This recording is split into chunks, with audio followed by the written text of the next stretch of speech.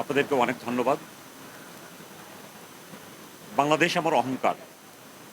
এই স্লোগানটি ধারণ করে র্যাপিড অ্যাকশন ব্যাটালিয়ন প্রতিষ্ঠা লগ্ন থেকেই সংঘবদ্ধ অপরাধী, সন্ত্রাসী, অস্ত্রধারী, মাদক ব্যবসায়ী তাদেরকে আটক করে আইনের আওতায় নিয়ে আসার জন্য অগ্রণী ভূমিকা পালন করছে। আসন্ন ঈদ উল ফিতরকে কেন্দ্র করে প্রতিদিন লক্ষ লক্ষ মানুষ ঢাকা থেকে দেশের বিভিন্ন প্রান্তে তাদের নিজেদের পরিবারবর্গের সাথে ঈদ উদযাপন করার জন্য গ্রামের বাড়িতে যাচ্ছেন। তাদের নিরাপত্তা দেওয়ার জন্য র্যাপিড অ্যাকশন ব্যাটালিয়ন দিনরাত ২৪ ঘন্টা কাজ করে যাচ্ছে।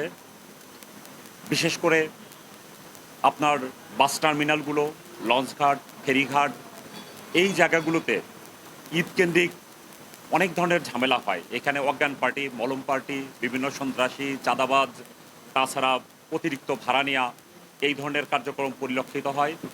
এবছর এই বিষয়গুলো যাতে না হয় সেজন্য আমাদের র্যাপিড অ্যাকশন ব্যাটালিয়ন গুরুত্বপূর্ণ ভূমিকা পালন করে যাচ্ছে। আপনারা দেখেছেন এই সদরঘাট লঞ্চ টার্মিনালে আমাদের র্যাপিড অ্যাকশন ব্যাটালিয়নের একটি কন্ট্রোল রুম আছে। এখানে দায়িত্বরত আছে নৌ পুলিশ আছে, ঢাকা মেট্রোপলিটন পুলিশের সদস্য আছে, সেনাবাহিনী মোতায়েন আছে। সবার পাশাপাশি র্যাপিড অ্যাকশন ব্যাটালিয়নও এখানে মোতায়েন আছে। তারা এইখানে টহল দেবে, দিনরাত ২৪ ঘন্টা টহল দেবে, যাতে কোনো ধরনের দুর্ঘটনা না ঘটে। ভিশনের ফুলঝুরি মেগা অফারে ফ্রিজ কিনলেই পাচ্ছেন ১৬ পিসের আকর্ষণীয় গিফট বক্স একদম ফ্রি। যাতে কোনো ধরনের অজ্ঞান পার্টি, মলম পার্টি, কোনো প্রকার চাঁদাবাজ, সন্ত্রাসী আগমন যাতে না ঘটে। আমাদের এইখানে পোশাকের পাশাপাশি সিভিল টিমও আছে, আমাদের গোয়েন্দা টিম আছে। তাদেরকে আপনারা দেখতে পাবেন না, তারা সব সময় এখানে পুরো বিষয়টা নজরদারিতে রেখেছে। আপনারা জানেন যে আমাদের এই যে সিভিল টিমের তৎপরতার কারণে গত পরশুদিন আমরা জুরাইন এলাকা থেকে আমরা দুইটা অস্ত্রসহ ২ জন সন্ত্রাসীকে আমরা গ্রেপ্তার করেছি। আপনারা ইতিমধ্যেই জানেন তাদের কাছ থেকে ২টি পিস্তল, বিদেশি পিস্তল এবং তাজা গুলি সহ অন্যান্য সামগ্রী আমরা উদ্ধার করেছি। এখানে আমি এসে পরিদর্শন করলাম।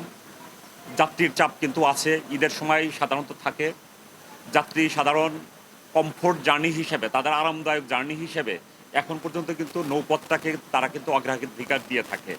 কাজেই প্রচুর পরিমাণে যাত্রী আছে এখানে। যাত্রীদের সাথে কথা বললাম যে অতিরিক্ত ভাড়া আদায় হচ্ছে কিনা। তারপরে লঞ্চগুলো পরিদর্শন করলাম, এইখানে নিরাপত্তা সামগ্রী ঠিকমতো আছে কিনা। যারা লঞ্চ মালিক সমিতি যারা আছে তাদের প্রতি আমার আবেদন থাকবে যে লঞ্চে যেন তারা অতিরিক্ত যাত্রী যাতে তারা না নেয়। তাছাড়া এই সময় লঞ্চের ছাদে যাতে যাত্রী পরিবহন যাতে না করানো হয়, এতে অনেক দুর্ঘটনা এড়ানো সম্ভব হবে। তাছাড়া ওয়েদার ফোরকাস্টিংয়ের বিষয়গুলো আছে, সেগুলো অবজারভেশনে রাখতে হবে। এখন আপনার লেট অটাম, এই সময় আপনার কালবৈশাখী ঝড় হতে পারে যে কোনো সময়। কাজেই ওয়েদার ফোরকাস্ট দেখে তারপরে লঞ্চগুলো গন্তব্যে ছেড়ে যাবে, যাতে কোনো প্রকার বিপাকে যাতে না পড়তে হয়। তাছাড়া লঞ্চের নিরাপত্তা সামগ্রী পর্যাপ্ত পরিমাণে বয়া, লাইফ জ্যাকেট এই জিনিসগুলোও যেন পর্যাপ্ত পরিমাণে থাকে, সেই বিষয়গুলো নিশ্চিত করতে হবে। আর আমাদের যাত্রী সাধারণ যারা আছেন তাদের প্রতি আমার অনুরোধ থাকবে তারা যেন অতিরিক্ত যাত্রী হয়ে কোনো লঞ্চে যাতে ভ্রমণ যাতে না করেন, এটা নিজ দায়িত্বেই করতে হবে।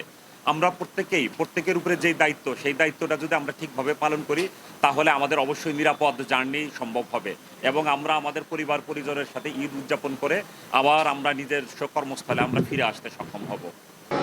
তাছাড়া